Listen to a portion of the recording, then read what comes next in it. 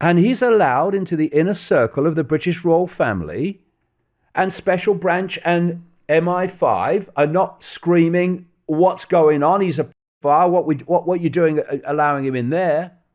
No, he's allowed, while being interviewed by the police from time to time over here, to be in the inner circle of the royal family.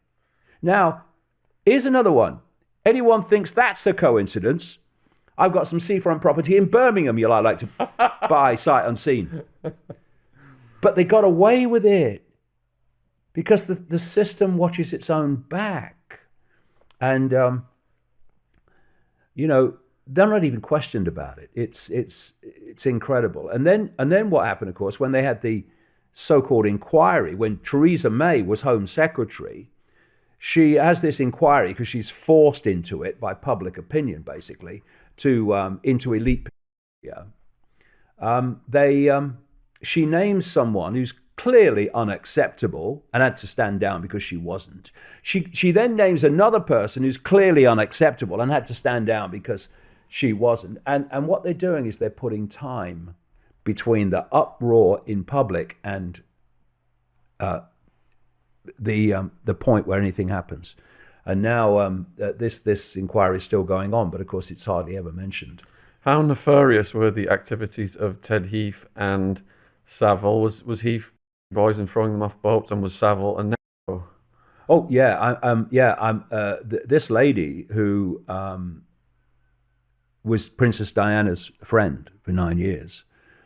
She told me that Savile was a maniac, sex with dead bodies, etc. Why do people think that he volunteered to be a porter at Leeds Hospital? It gave him access to the mortuary. And so she told me that, and then it came out later publicly that he was a maniac. These people are not the same as everyone else. Just think of the empathy deletion necessary to do what he did at just that one man. And Ted Heath, I was told about him by a series of people who, most of the people that had Ted Heath abused, the children, they didn't survive. Because Ted Heath was at a very famous face, the more people he abused who stayed alive, the dodgier it gets for his survival. And so they used to be killed, most of them. But I was told by a number of people, and it built up over a period of time, of what he did.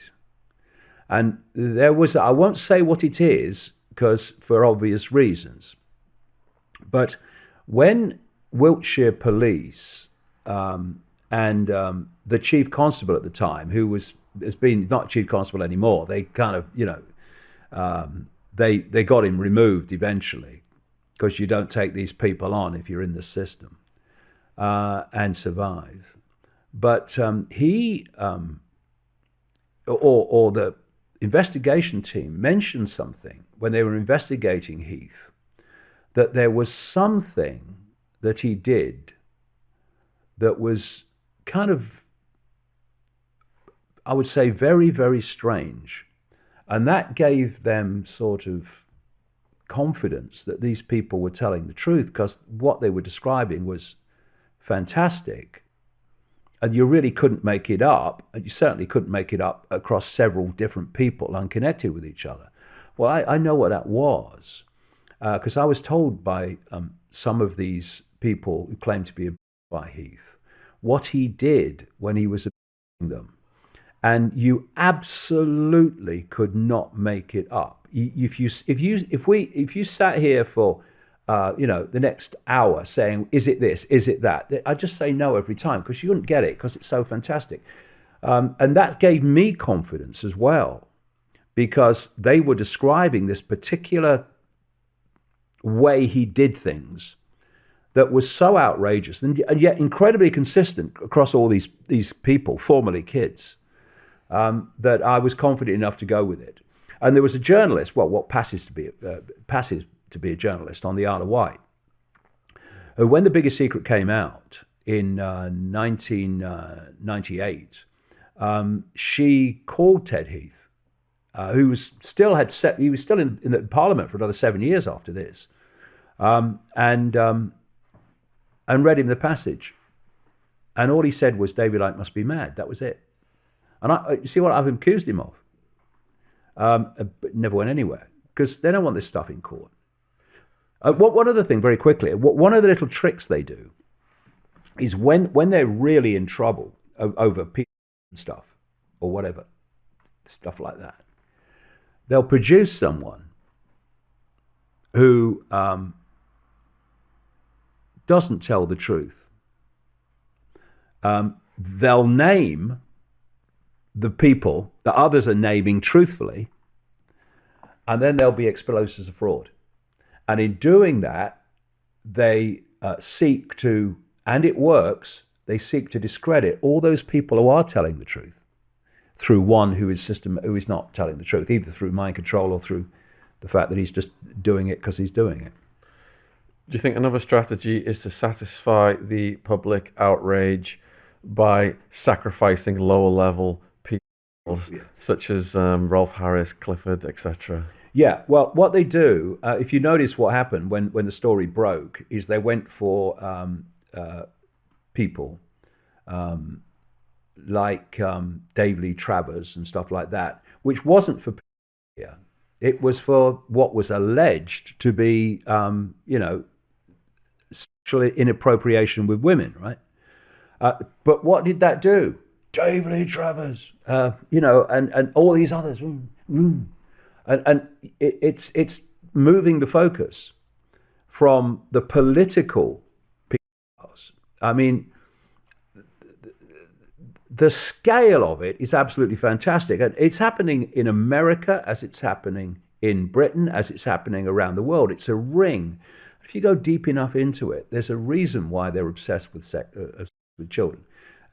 In the briefest summary, they are trawling the energy of children. And this has been explained to me by insiders in the West. It's been explained to me, the same thing happening, by the shaman in South Africa.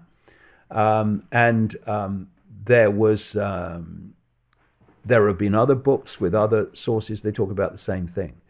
They're sucking the energy out of the kids, because there's a particular energy before puberty. See, we see puberty as a hormonal chemical change, but actually it's an energetic change which expresses itself hormonally and chemically.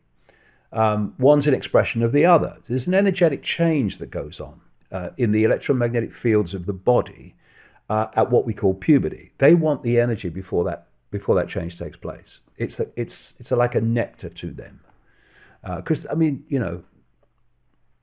this world is nothing like we think it is, and that which is controlling it is nothing like we think it is. And I would just say this to people: look at the night sky and think that you are looking at a tiny fraction of the Milky Way galaxy. And according to the latest, highest estimate, there are about 2 trillion galaxies in the universe, and that what we see and experience is a tiny band of frequency called visible light, which is so tiny it's almost laughable. Everything else that exists beyond it, our TV channel, if you like, is unseen to us. Now tell me that humans are the only form of life that we call intelligent life, when we're living on a planet which, according to mainstream science, is the equivalent, compared with the size of the universe, of a billionth of a pinhead. In other words, the idea that we are alone is insane. I hope you're enjoying the podcast. It's a word from my sponsor, Shopify. When I started this podcast, there were a lot of things I had to figure out on my own: algorithms, guest booking, marketing. I was a bit naive about what was involved, and as you get deeper into it, it starts to overwhelm your life. Finding the right tool that not only helps you out, but simplifies everything can be such a game changer. For millions of businesses, that tool is Shopify. Shopify is the commerce platform behind millions of businesses around the world, from household names like Mattel and Gymshark to brands just getting started, such as my co-host Ron's Pokemon business.